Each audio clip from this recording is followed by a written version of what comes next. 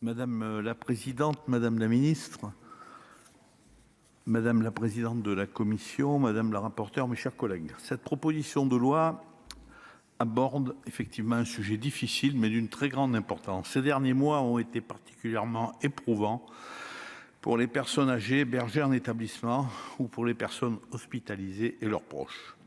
Nous avons tous été touchés de près ou de loin par la détresse d'hommes ou de femmes vivant leurs derniers instants dans la solitude, sans pouvoir dire adieu à ceux qui leur sont chers. Cette détresse, c'est aussi celle des familles traumatisées de ne pas avoir accompagné leurs proches jusqu'au dernier moment.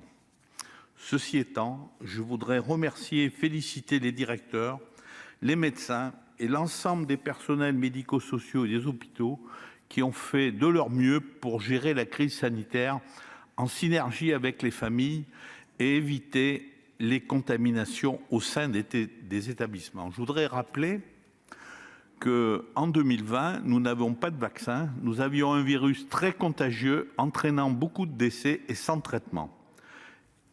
Cette proposition de loi du président Bruno Retailleau encadre le droit de visite des personnes hébergées en EHPAD, en établissement de santé, dans les secteurs handicapés, et l'article 4 précise que ce droit de visite sera absolu pour les personnes en fin de vie. Je voudrais féliciter Corinne Imbert, rapporteure, pour avoir apporté des précisions salutaires à cette proposition de loi.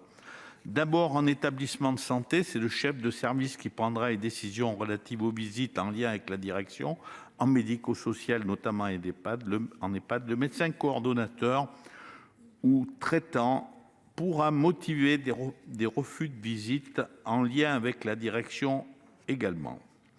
Les directeurs et les professionnels de santé ont été contraints pendant l'épidémie de Covid-19 de restreindre les visites afin d'éviter une propagation de l'épidémie dans leur établissement hébergeant des personnes particulièrement fragiles.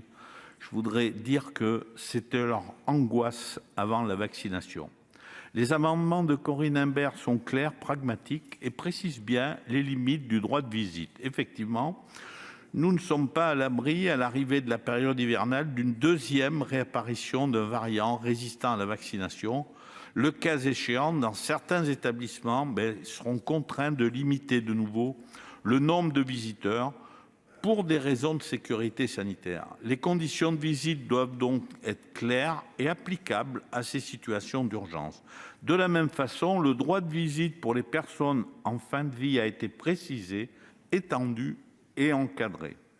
Le travail de la commission des affaires sociales offre désormais un cadre législatif précis et adapté sur lequel pourront s'appuyer les directeurs, les chefs de service, les médecins coordonnateurs des établissements. Cette proposition de loi participe à replacer l'humain au cœur de notre système de soins, fidèle au serment d'Hippocrate. Je cite: « Mon premier souci sera de rétablir, de préserver ou de promouvoir la santé dans tous ses éléments physiques et mentaux, individuels et sociaux. » De nombreuses personnes l'ont éprouvé lors de ces derniers mois.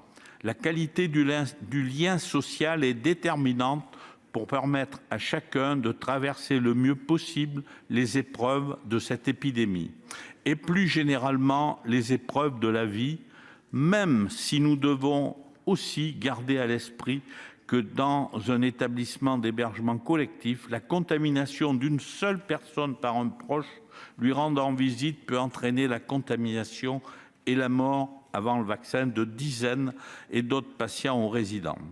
Il faut donc comprendre la rigueur et l'attention du personnel encadrant qui doit veiller à la sécurité de l'ensemble des pensionnaires, mais aussi à la possibilité des visites. Il me semble que la proposition de loi du président Retailleau, précisée par le travail de la commission, a su trouver un juste équilibre entre sécurité sanitaire et préservation du lien social.